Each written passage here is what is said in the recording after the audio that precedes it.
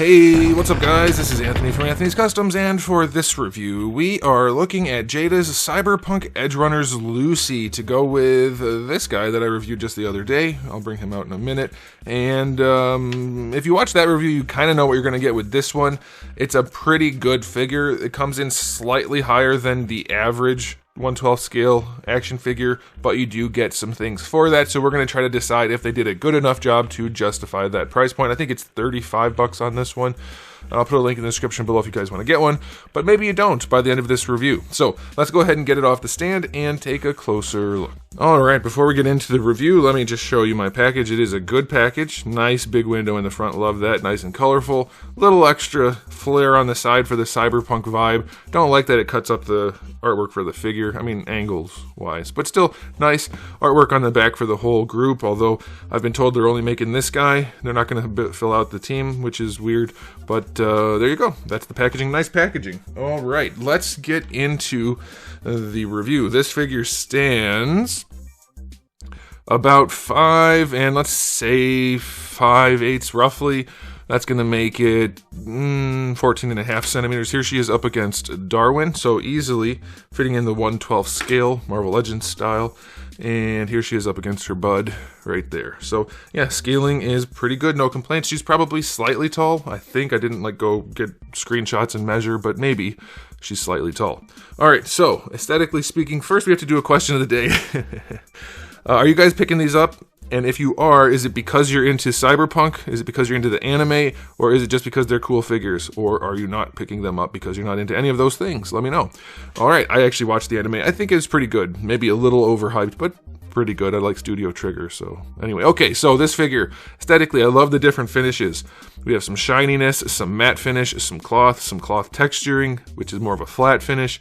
Pretty good looking all the way around. Paint job, pretty clean. I do have one blemish right here, so that's unfortunate, but otherwise it is painted and sculpted pretty well. I wouldn't say it's like perfect, but it does look mostly pretty good. And I have to say the texturing on the sculpted cloth, it matches the cloth right next to it almost perfectly, like as much as you can do. I can't get it to focus because it's so blurry or because it's fuzzy, but there you go, you get an idea. It looks nice, good all the way around. Her likeness, worse than the other guy, worse than David's. I've heard some people say that it's better. It's not. It's not even close to what she's supposed to look like. I mean, obviously it's relatively close, I guess, but it's not accurate at all. Her head is way too tall, way too skinny. Her eyes are too high up. Like, it's not really even close. Here's an example.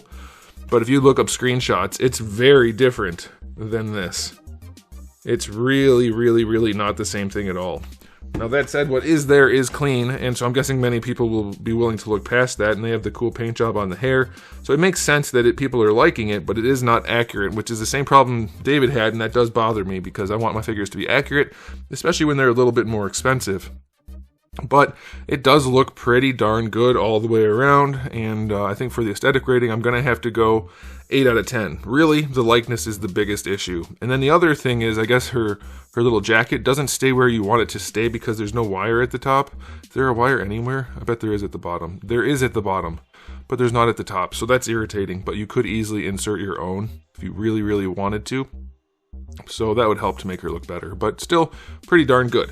Alright, for accessories, we have the alternate head, so normal head, and then we have the smiling, laughing, yelling, whatever, maybe she's diving, I don't know, the head that she comes with, and that's pretty good, but equally not accurate. For hands, we get a total of 6 hands, decent variety, and I think that's good for her. We don't really need too much more than that. You do get her pistol, which is just acceptable. It has more paint on it than most accessories at this size from a company not charging a whole bunch, but not great. And then you do get the 2 cable wire thingies that come out of her arms. Those are bendy, but not super bendy, and I don't know how useful that's going to be. I guess you could do like using a stand or something, like a static shot with those in motion to make it really dynamic looking. Not a bad spread. I think that's alright. I will go 8 out of 10. It's a decent spread, I would say. And the hands, the trigger finger hands do have the correct hinges on it, so that's really nice. Alright, for the articulation, ball pegs abound in the neck. There you go. The neck doesn't have as much range. It's forward and back mostly, no side to side. I mean, there's some, but not much. But then you get the ball pegs in the neck also, so you're going to get her head basically going wherever you want it to go. It's not quite as good as David's, but it's not bad. For the shoulders, better than horizontal, so that's nice. And of course you're going to get your full rotation. Now she's wearing the clothes, so you're going to have to twist her sleeves as you rotate her arm around. But you can do that, and so she's going to have the full range. And if you want to take the clothes off, which is what we're going to do right now, you can do that. So if you want to count the shirt as an extra accessory, you can. You can't take them all the way off though, just the jacket. Perverts. You can't do what they do in the show. There's a lot of nakedness in that show for being a cartoon. But yeah, you can take her jacket off, and so we can show you the articulation a little bit better this way. Alright, well we already did the shoulders. Double jointed elbows. They work just fine in the sleeves, by the way. I guess I should have shown you that first. These ports are for her big wire thingies. There's no cap for them or anything, so just you're going to have those holes there to take her jacket off. Wrists have a rotation and a hinge like I told you. Diaphragm joint. It's a little stiff. She does lean forward on the top one better than she leans back. And side to side is pretty good. Rotation is minimal. And then down here at the lower torso, it's decent. It's not too bad. So it's not a bad torso. It's not particularly good, but it's pretty good. And then for the hips, they go out pretty darn far, almost full on splits. Not all the way though, and they did give her this, which is unfortunate. We don't really want any dangly bits down here, so that's not ideal. They have done way better in the past, even on David and Chun-Li and other characters. But the legs do work pretty nicely with that soft torso. So you'll be fine, just maybe don't put her in the full-on splits and you won't see the dangly bit. But otherwise it works pretty well and looks pretty good. Legs at the knee work nicely. You do get a boot swivel. And then the ankles go all the way back. And not that far forward, but far enough.